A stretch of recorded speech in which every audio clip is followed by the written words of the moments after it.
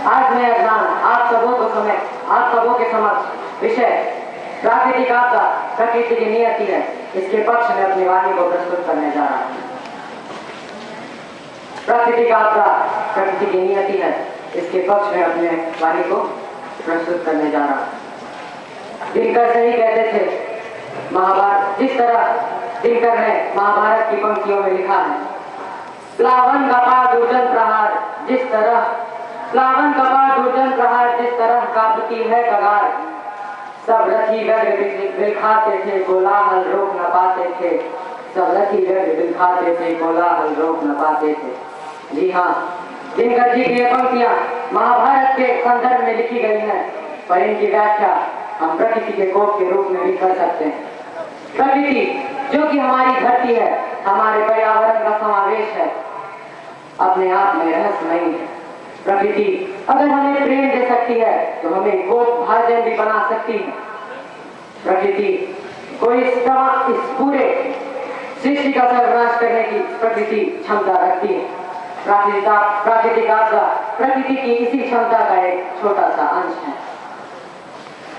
चाहे इस तथ्य पर लेश मात्र भी संशय नहीं होना चाहिए कि प्राकृतिक आपदा प्रकृति की नियति है। प्रकृति का चक्र जो चलायमान है और प्राकृतिक आपदा इसी चक्र की पूरक है।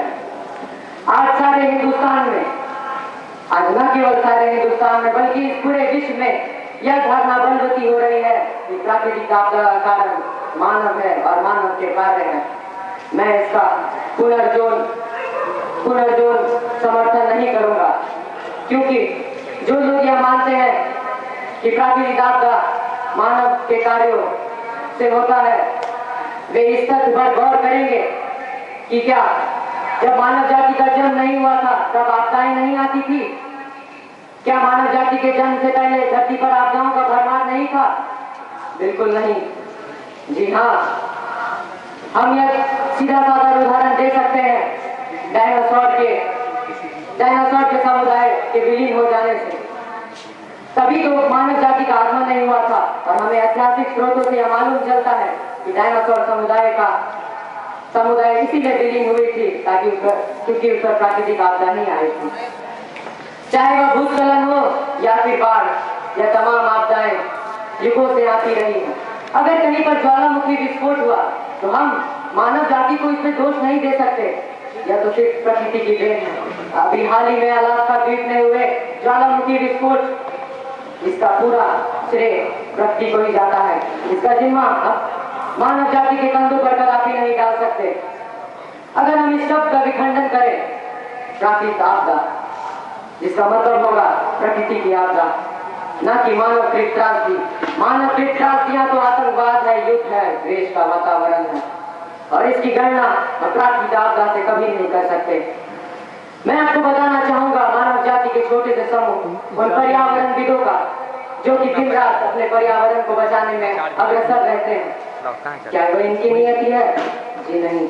और रहे अन्य लोग तो क्या ये प्रकृति इतनी दुर्बल, इतनी कमजोर, इतनी असहाय है कि हमारे प्रहार को नहीं सह सकती? जी नहीं। प्रकृति की अपनी नियति है, प्रकृति की अपनी नीति है।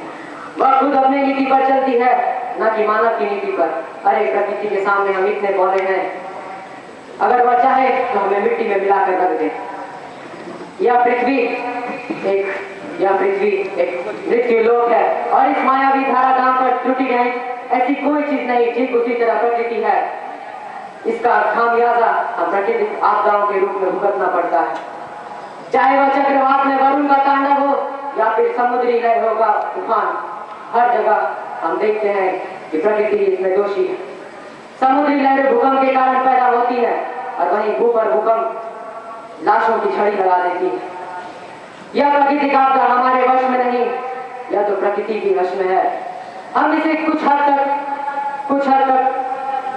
इसे रोकने की कोशिश तो करते हैं, पर इसमें कदापि विजय हासिल नहीं कर पाते, क्योंकि प्रकृति अजय है, प्रकृति सर्वशक्तिमान है। प्रकृति के सामने मानव एक बौना इंसान है, प्रकृति एक सर्वशक्तिमान है।